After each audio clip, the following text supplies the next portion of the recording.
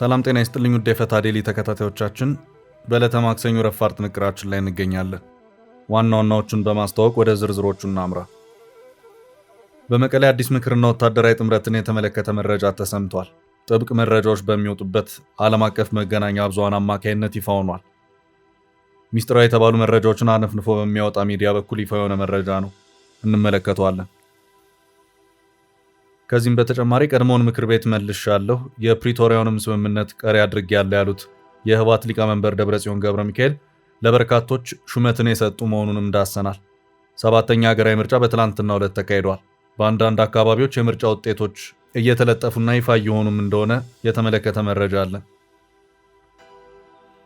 በተጨማሪም በአሜሪካ የትራምፕ አስተዳደር የአፍሪካውያንን ቪዛ አሰጣጥ በተመለከተ ጥብቅ ህግ ይዞ እየመጣ ነው። በአፍሪካ ጥቂት የቪዛ መስጫ ማዕከላት ብቻ ያስፈልጋሉ፣ ሌሎቹ ቀሪ መደረግ አለባቸው በማለት ዲፕሎማቶቹን ዋሽንግተን ጠርቶ አስታውቋል። ከ30 ያላነሱ የአፍሪካ ሀገራት የአሜሪካ ቪዛ አይሰጥባችሁም ተብለው ቀሪ ሆነዋል። አዲስ አበባ የቱ ጋር ናት የሚለውን በጥንቅራችን የሚያገኙት ይሆናል። ከዚህም በተጨማሪ በሱዳን አዲስ ብሔራዊ ጦር ሊዋቀር ነው ስለመባሉና አበዳሪዎች የኢትዮጵያ መንግስትን ለመክሰስ እያሰቡ መሆኑን ከያዝናቸው መረጃዎች መካከል ነው። መልካም ቆይታ። በቀጥታ ወደ ዝርዝሩ እናልፋለን። የምንለቃቸው ዕለታዊ ትኩስ ዜናዎች እንዲደርሷችሁ ላይክ፣ ሼር፣ ሰብስክራይብ ማድረግ እንዳትረሱ።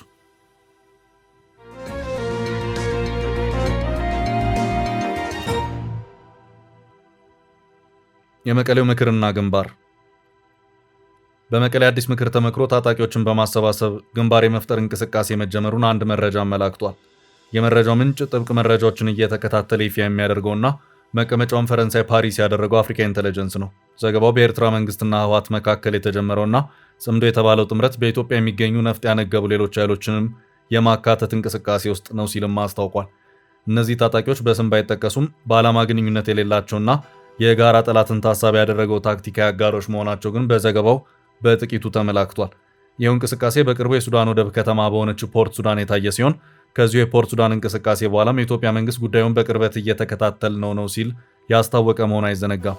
በዚህ የመቀሌው ምክር ላይ የትኞቹ ታጣቂዎች ተሳተፉ በሚለው ዙሪያ ግን ዘገባው በዝርዝር ያወጣው መረጃ አልታየም። ጥምረቱ ወታደራዊ ይዘት ያለው መሆኑን ይኸው የአፍሪካ ኢንተለጀንስ ዘገባ አክሏል። በተለይም የኤርትራ ወታደራዊ አመራሮች ከጀርባ ሆነው ይህንን ግንባር እንደሚመሩ የተገለጸ ሲሆን በዋነኝነትም ከትግራይ ኃይሎች ጋር በመሆን በወታደራዊ ረገድ እያገዙትና ስብሰባዎችን እያስተናገዱ መሆኑ በሪፖርቱ ተገልጿል። የዚህ ጥምረት ሙሉ አባላት ግንባሩ በሚስጥራዊነት እየተመራ በመሆኑና አጠቃላይ መዋቅሩ ገና ይፋ ባለመደረጉ ምክንያት ስማቸው በዝርዝር አልቀረበም። የአዲስ ግንባር አባላቱን በጋራ የሚያቆስል አንገብጋቢ አጀንዳ ያለው መሆኑን የገለጸው ዘገባው በጥምረቱ ውስጥ የተካተቱት ኃይሎች የቆሙለት የፖለቲካ ርዕዮተ ዓለምና የወደፊት መዋቅራዊ መስመር ምን ሊመስል እንደሚችል እስካሁን በግልጽ የተቀመጠ ነገር የለም። እንደ ዘገባው የዚህ ጥምረት መሪዎች በተለያዩ ሀገራት ተከታታይ ሚስጥራዊ ስብሰባዎችን ሲያካሂዱ ቆይተዋል። የተቃዋሚ ቡድኖቹ መሪዎች በሱዳን ካርቱም እንዲሁም በፖርት ሱዳን ሰፊ ውይይቶችን ካደረጉ በኋላ በቅርቡ ደግሞ በትግራይ ክልል ውስጥ በሚገኙ ሚስጥራዊ ቦታዎች ስብሰባዎቻቸውን በሚስጥር ቀጥለዋል። እነዚህ ውይይቶች በዋናነት የሚያተኩሩት በጠቅላይ ሚኒስትር አብይ አህመድ ፖሊሲዎች ላይ የሚንቀሳቀሰውን የዚህን ጥምረት አጠቃላይ ቅርጽና የወደፊት አቅጣጫ ለመንደፍ እንደሆነ ታውቋል። በሌላ በኩል የኢትዮጵያ መከላከያ ሰራዊት ጽምዶ በሚባለው እንቅስቃሴ ላይ ጠንከር ያለ ማስጠንቀቂያ መስጠቱ ይታወሳል። የመከላከያ ውጭ ግንኙነት ዳይሬክተር ሜጀር ጀነራል ተሾመ ገመቹ ከሰሞኑ በሰጡት ቃለ መጠይቅ እንቅስቃሴዎች አንቃቸውን ለፈርዖን ቀንበር በሰጡ አካላት የተፈጠረ ጸረ ሉዓላዊነት እንቅስቃሴ ነው ብለውታል። ይህ ምላሽ የተሰጠውም የተለያዩ ተቃዋሚዎች በፖርት ሱዳን ስብሰባ ማድረጋቸውን የሚያሳይ ቪዲዮ ከተለቀቀ ከቀናት በኋላ ነው። መከላከያ ሰራዊቱ ነገ ጠንካራ ወታደራዊ እርምጃ በሚወስድበት ወቅት የውጭ ሀገራት አስቀድመው ግንዛቤ እንዲኖራቸው ለማድረግ በሀገር ውስጥ ለሚገኙ ዲፕሎማቶችና ወታደራዊ አታሼዎች ሰፊ የማስገንዘብ ስራ ማከናወኑን ዳይሬክተሩ ገልጸዋል። ይህ የተደረገውም ነገ እርምጃ በሚወሰድበት ጊዜ ማንንም ፍቃድ መጠየቅ ባያስፈልግም ወዳጅ ሀገራት ግን ሁኔታውን አስቀድመው እንዲረዱት ለማድረግ ታስቦ እንደሆነ አስረድተዋል። ይህ የጽምዶ እንቅስቃሴ ለኢትዮጵያ ደህንነት አስጊ እንዳልሆነ የገለጹት ሜጀር ጀነራል ተሾመ፣ ይሁን እንጂ ሀሳቡን ወደ መሬት ለማውረድ ስለሚደረግ ማንኛውም አይነት ተግባራዊ ሙከራ ግን አስጠንቅቀዋል። ዳይሬክተሩ ሲያጠቃልሉም ይቺን ቅዠት ወደ መሬት እናወርዳታለን ብለው ስንዝር እንቅስቃሴ ቢያደርጉ የኢትዮጵያን ሉዓላዊነት ለማስጠበቅ ኃላፊነት የተሰጠው መከላከያ በሚወስደው እርምጃ ሰም በእሳት እንደሚቀልጥ ይቀልጣሉ ብለዋል።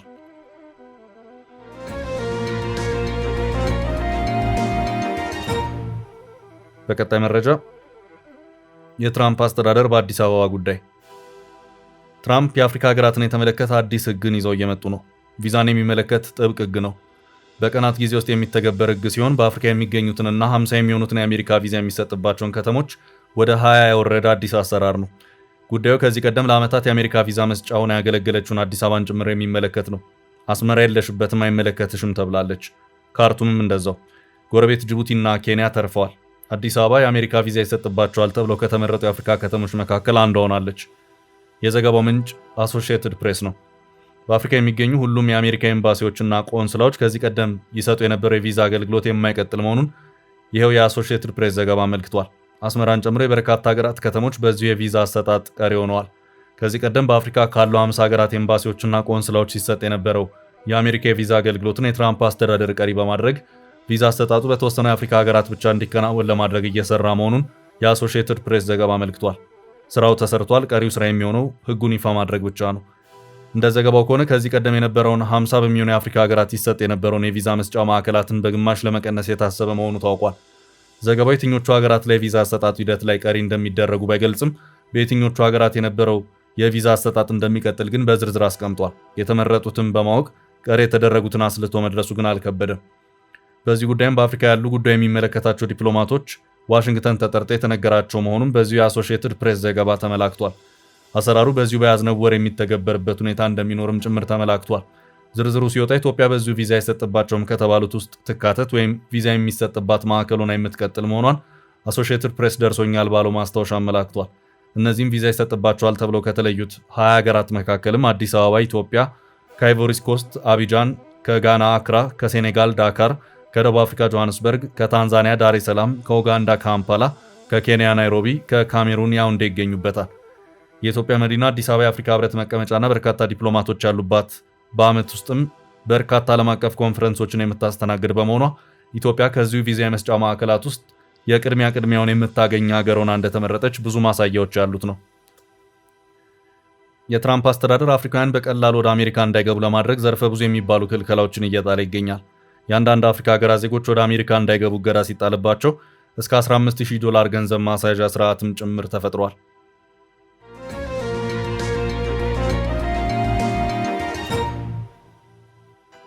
በቀጣይ ርዕስ ደብረጽዮን ሹመት ሰጡ። ህወሓት ህጋዊ አድርጌ መልሼዋለሁ ባለው ምክር ቤቱ አማካኝነት አዳዲስ ሹመቶችን የሰጠ መሆኑን የሚያመለክቱ መረጃዎች በትላንትናው ዕለት ወጥተዋል። እጩ አቅራቢው በአሁኑ ሰዓት ትግራይን በፕሬዝደንትነት እያስተዳደሩ ያሉት ደብረጽዮን ገብረ ሚካኤል ሲሆኑ ሹመቱን አጽዳቂው ደግሞ በቅርቡ ወደ ቦታው ተመልሷል የተባለው ምክር ቤት ነው። የፌዴራሉ መንግስት ህገወጥ ባለውና ከ6 ዓመታት በፊት ህወሓት በራሱ ባካሄዱ ምርጫ የተቋቋመው ምክር ቤት በፕሪቶሪያ ስምምነት መሰረት ቀሪ የተደረገ መሆኑ የሚታወስ ነው። የፕሪቶሪያን ስምምነት ቀሪ አድርጌያለሁ ያለው ህወሓት በዚሁ መሰረትም ጊዜያዊ አስተዳደሩን አፍርሶ የቀደመውን ምክር ቤት የመለሰ ሲሆን በትላንትናው ዕለት ደግሞ በዚሁ ምክር ቤት አማካኝነት የአስተዳዳሪዎችን የጠቅላይ ፍርድ ቤት ፕሬዝዳንትን እና የካቢኔ ሹመቶችን ሰጥቷል። አስተዳዳሪዎቹ የክልሉ የተለያዩ ዞኖችን የሚያስተዳድሩ ናቸው። የደብረጽዮን ቀኝ እጅ ናቸው የሚባልላቸውና አቶ ጌታቸው ረዳን በመተካት የህወሓት ምክትል ሊቀመንበር የሆኑት አቶ አማኑኤል አሰፋ የክልሉ ምክትል ፕሬዝዳንትና የፍትህ ቢሮ ኃላፊ ሆነው የተሾሙ መሆኑን ምሽቱም በክልሉ መገናኛ ብዙሃን በኩል የወጡት መረጃዎች አመላክተዋል። ህወሓት በዚሁ ምክር ቤቱ አማካኝነትም የክልሉን ዞኖች የሚያስተዳድሩለት አስተዳዳሪዎችንም ሹመት ሰጥቷል። 6 አስተዳዳሪዎች ዞኖችን እንዲያስተዳድሩ በትላንትናው ዕለት ሹመት የተሰጣቸው መሆኑን ዘገባዎቹ አመላክተዋል። በዚሁ መሰረትም አቶ ግዳይ አዛናው የምዕራብ ዞን ዋና አስተዳዳሪ፣ አቶ ፍስሐ ኃይላይ የምስራቅ ዞን ዋና አስተዳዳሪ፣ ከለሊ ሀጋዜ የደቡብ ምስራቅ ዞን ዋና አስተዳዳሪ፣ ወልደ አብርሃ ገብረ ጻዲቅ የሰሜን ምዕራብ ዞን ዋና አስተዳዳሪ፣ ሺሻይ ግርማ የማዕከላዊ ዞን ዋና አስተዳዳሪ እንደዚሁም አቶ ዝናቡ ገብረ መድህን የደቡባዊ ዞን ዋና አስተዳዳሪ ሆነው እንዲሰሩ ሹመቱ እንደተሰጣቸው የምሽቱ ዘገባዎች አመላክተዋል። ህወሓት ራሱ ባፈረሰው በጊዜያዊ አስተዳደሩ ካቢኔ ውስጥ የነበረው ድርሻ 50 በመቶ የነበረ ሲሆን አሁን አዲስ ባዋቀረው ካቢኔ ውስጥ ደግሞ 70 በመቶ ያህል የካቢኔ አባላት ቦታን ጠቅልሎ ወስዷል። 30 በመቶውን ደግሞ ለምሁራንና ለተቃዋሚ ፓርቲዎች ይሁንልኝ ብለዋል። ደብረጽዮን የሚመሩት ይኸው የትግራይ ክልላዊ መንግስት ሹመቱን የሰጠው ስልጣንና ኃላፊነቴን በአግባቡ ለመወጣት ነው ሲልም አስታውቋል።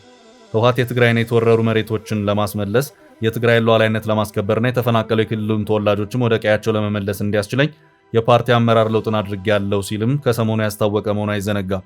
ለውጡ ከሰሞኑ ፓርቲው ያደረግኩት ባለ ማዕከላዊ ኮሚቴ ግምገማ ተኮር ስብሰባ ሲሆን በዚህም የአመራሮች ሂስና ግለይ ስም ተካሂዶ ማስጠንቀቂያ የተሰጣቸው እንደዚሁም ከስራ አስፈጻሚ ኮሚቴ ወደ ማዕከላዊ ኮሚቴ ራሳቸውን ያሸጋሸጉ አመራሮችም አሉ ሲል ህወሓት ያስታወቀበት ሁኔታ ታይቷል።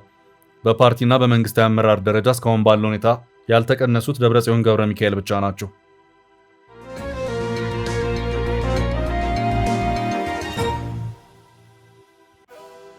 በቀጣይ ርዕስ የምርጫ ውጤት ይፋ እየሆነ ነው።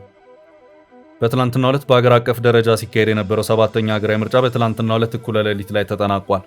በመዲናዋ የ7ኛው ጠቅላላ ምርጫ የድምፅ አሰጣጥ ሂደት በስኬት ተጠናቋል ሲል የአዲስ አበባ ፖሊስ ዋና ጠቅላይ መምሪያ የምርጫ ኮማንድ ፖስት በዛሬው ዕለት አስታውቋል። የድምፅ ቆጠራዎችም ተከናውነው በአንዳንድ የምርጫ ጣቢያዎች ውጤቶች እየተለጠፉ መሆኑን እየወጡ ያሉት ዘገባዎች እያመለከቱ ይገኛሉ። የኢትዮጵያ ብሔራዊ ምርጫ ቦርድ ያወጣው የጊዜ ሰሌዳ የ7ኛው ጠቅላላ ምርጫ ውጤት እስከ ሰኔ 2 ቀን 2018 ዓ.ም ድረስ ይፋ እንደሚሆን ያሳያል። የተረጋገጠ አጠቃላይ ምርጫ ውጤት ይፋ ከመሆኑ አስቀድሞ ውጤት በምርጫ ጣቢያዎች ከዛሬ ማክሰኞ ግንቦት 25 ቀን 2018 ዓ.ም ጀምሮ ይፋ ይሆናል። በዚሁ መሰረትም የድምፅ ቆጠራው ተጠናቆ የምርጫ ጣቢያዎቹ ውጤት እየተለጠፈ ይገኛል። በምርጫ ክልሎች ደረጃ ጊዜያዊ ውጤት ከግንቦት 25 እስከ ግንቦት 29 ቀን 2018 ዓ.ም ድረስ እንደሚካሄድ የጊዜ ሰሌዳው ይጠቁማል። የምርጫውን ውጤት ቦርዱ ከምርጫ ክልሎች የሚረከበው ደግሞ ከግንቦት 26 እስከ ሰኔ 1 ነው። ብሔራዊ ምርጫ ቦርድ ቅሬታ የማቅረቢያ ጊዜን ከምርጫው ቀን ግንቦት 24 እስከ ሰኔ 2 ድረስ መሆኑንም አመልክቷል።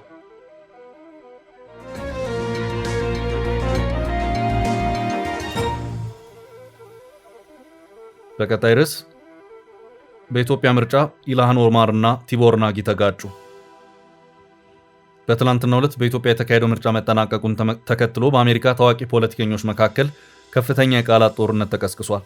ኮንግረስ አባሏ ኢልሃን ኦማር በይፋ ኤክስ ገጻቸው ላይ ባሰፈሩት መልእክት የኢትዮጵያ መንግስት የህዝቡን እውነተኛ ፍላጎት በትክክል የሚያንጸባርቅ ነፃ፣ ፍትሐዊና ዲሞክራሲያዊ ምርጫን ማረጋገጥ እንዳለበት አሳስበዋል። ኮንግረስ አባሏ አክለውም የኢትዮጵያ ህዝብ የራሱን የወደፊት ዕጣ ፈንታ በነፃነት የመምረጥ ሙሉ መብት እንዳለው ጠቅሰው ሀገሪቱ ከዓመታት ግጭትና ስቃይ በኋላ ሰላም፣ ፍትህና የህዝብ ሉዓላዊ ድምፅ ሊከበርላት ይገባል ሲሉ አቋማቸውን አንጸባርቀዋል። ይሁን እንጂ በትላንትናው ዕለት የተጠናቀቀውን ይህንን ምርጫ አስመልክቶ የቀረበውን የኮንግረስ አባሏን መልእክት ተከትሎ የቀድሞ የአሜሪካ የውጭ ጉዳይ ሚኒስቴር የአፍሪካ ጉዳዮች ረዳት ኃላፊ አምባሳደር ቲቦር ናጊ ፈጣንና እጅግ ጠንከር ያለ አጸፋዊ ምላሽ ሰጥተዋል። አምባሳደር ቲቦር ናጊ በዚሁ ኤክስ ገጻቸው በሰጡት ምላሽ የሶማሊያ ህዝብም ልክ እንደ ኢትዮጵያ ህዝብ ሁሉ ይህንኑ ተመሳሳይ ዴሞክራሲ መብት እንደሚገባው በማስታወስ ኮንግረስ አባሏን ተችተዋታል። አምባሳደሩ በኢትዮጵያ ጉዳይ ጣልቃ በመግባት መግለጫ የሰጡትን ኢልሃን ኦማርን በቀጥታ የሞገቱ ሲሆን መግለጫቸውም በሁለቱ ዲፕሎማቶች መካከል ያለውን የፖለቲካ ልዩነት ይፋ አውጥቷል። አምባሳደር ቲቦር ናጊ ለኮንግረስ አባሏ በላኩት ግልጽ መልእክት የሶማሊያ ህዝብም ይኸው መብት ይገባዋል፣ በሞቃዲሾ ካሉት ሙሰኛ፣ ብልሹና አቅመቢስ የፖለቲካ ልሂቃን አንጻር ለምን ለሶማሊያ ህዝብ መብት አትከራከሪም በማለት ጠንካራ ጥያቄ ሰንዝረዋል። አምባሳደሩ በዚህ ወቀሳቸው ኢልሃን ኦማር በትውልድ ሀገራቸው ሶማሊያ ውስጥ ስላለው ከባድ የፖለቲካ ቀውስ፣ የሰብአዊ መብት ረገጣና የመልካም አስተዳደር እጦት ድምፃቸውን ሳያሰሙ በትላንትናው ዕለት በተጠናቀቀ የኢትዮጵያ ምርጫ ላይ ብቻ ትኩረት ማድረጋቸውን በመንቀፍ የሰነዘሩት ይኸው ሞጋች ጥያቄ በብዙዎች ዘንድ ሰፊ መነጋገሪያ ሆኗል።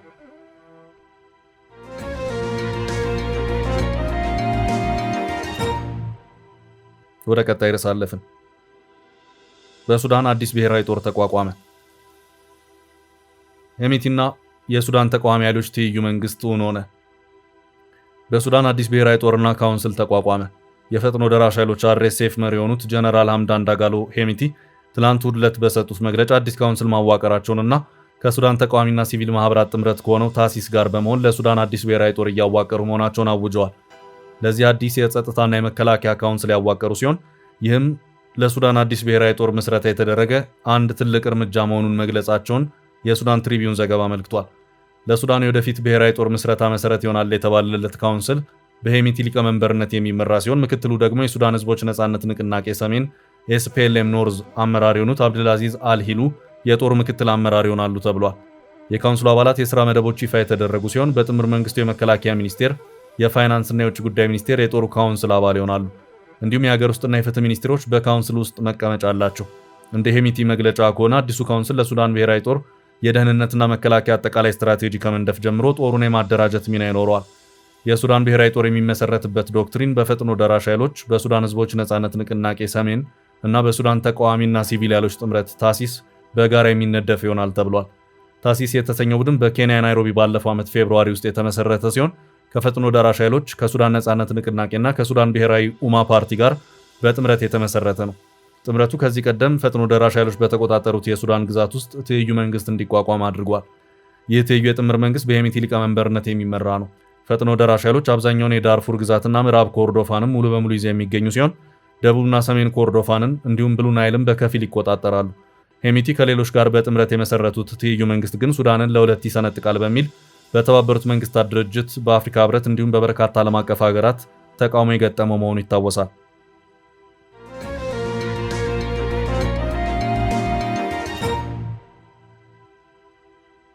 በቀጣይ ርዕስ መንግስት በአበዳሪዎች ሊከሰስ ነው። የኢትዮጵያ መንግስት በአበዳሪዎች አማካይነት የህግ ክስ ሊመሰረትበት እንደሚችል ተሰምቷል። ታዋቂው የኢኮኖሚ መረጃ አቅራቢ ብሉምበርግ ባወጣው ዘገባ የኢትዮጵያን $1 ቢሊዮን የዩሮ ቦንድ ዕዳ የገዙና መንግስት ክፍያውን ባለመክፈሉ ሳቢያ ገንዘባቸውን ያላገኙ ዓለም አቀፍ ባለሀብቶች በኢትዮጵያ መንግስት ላይ ክስ ለመመስረት የጀመሩትን የህግ ሂደት ለመቀጠል ወስነዋል። ባለሀብቶቹን ወክሎ የሚንቀሳቀሰው ኮሚቴ እንዳስታወቀው ይህ የክስ ውሳኔ የተላለፈው የአገሪቱን የዕዳ መልሶ ማዋቀር ሁኔታ ለማስተካከል ሲደረግ የነበረው የመጨረሻው ዙር ድርድር ሳይሳካ በመቅረቱና ሙሉ በሙሉ በመፍረሱ ነው።